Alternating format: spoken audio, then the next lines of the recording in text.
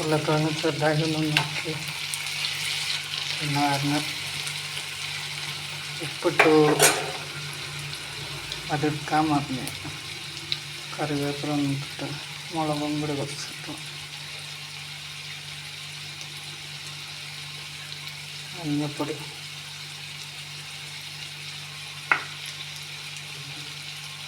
പിന്നെ നമ്മളെ മല്ലിപ്പൊടി, ഗരം മസാല,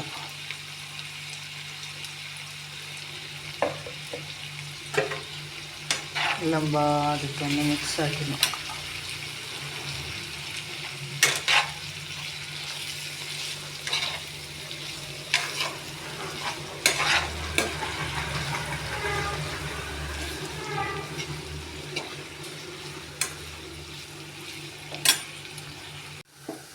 അങ്ങനെ നമ്മൾ ക്രിസ്പിയാണ് ഉരുളക്കിഴങ്ങ് വറുത്തത് റെഡിയായി.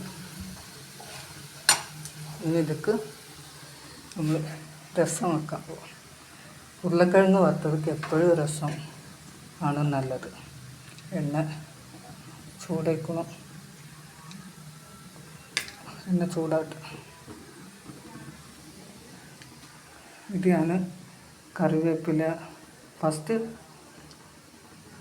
കുരുമുളകും വെള്ളുള്ളിയും കുറച്ച് ഉലുവയും ചേർത്ത് അരച്ച് വെച്ചിട്ട് പിന്നെ അതിലേക്ക് നമ്മൾ കറിവേപ്പില മല്ലിച്ചപ്പുണ്ടല്ലോ അതും അരച്ച് പേസ്റ്റാക്കി ഒരു തക്കാളി ഇട്ട് പേസ്റ്റാക്കി വെച്ചതാണ്. അങ്ങനെ പേസ്റ്റാക്കി വെച്ചാലാണ് അതിൻ്റെ ഇതിലുള്ള എല്ലാ ഇതൊക്കെ ഇറങ്ങും, വിറ്റാമിൻസുകളും ഇറങ്ങും, നമുക്ക് അതിൻ്റെ ഫലം കിട്ടുള്ളൂ. അതൊന്ന് താളിക്കാം.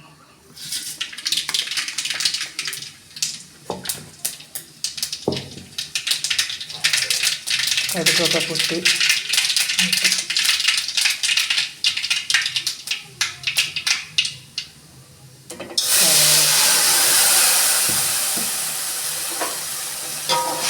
അപ്പോൾ ആ മസാല ഒന്നും വാട്ടുമ്പോൾ തന്നെ നല്ലൊരു വാസനയാണ്. ഉരുളക്കിഴങ്ങും അതേമാതിരി തന്നെ ഞാൻ പറഞ്ഞ മാതിരി ഒന്ന് ചെയ്ത് നോക്കുക. നല്ലൊരു വാസന, നല്ല ക്രിസ്പി ആയി കിട്ടും.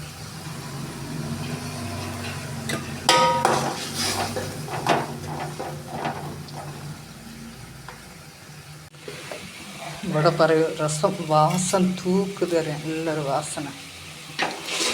അപ്പോൾ ഇതൊന്ന് കുറച്ചിട്ടായി അതിലേക്ക് മഞ്ഞൾപ്പൊടി, പാകത്തിനുള്ള ഉപ്പും ഇത് ഒന്നും കൂടി ആക്കി. ഇനി ആവശ്യത്തിനുള്ള പുളിവെള്ളം. പുളി ഞാൻ ആദ്യം വെള്ളത്തിൽ വെച്ചിരുന്നു.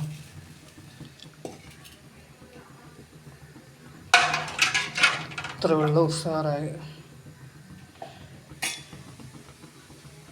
അത് നമ്മൾ ചെയ്യുമ്പോൾ തന്നെ നല്ലൊരു വാസനയാണ്. ഇത് നമ്മൾ ഇതേമാതിരി ചെയ്ത് നോക്കൂ.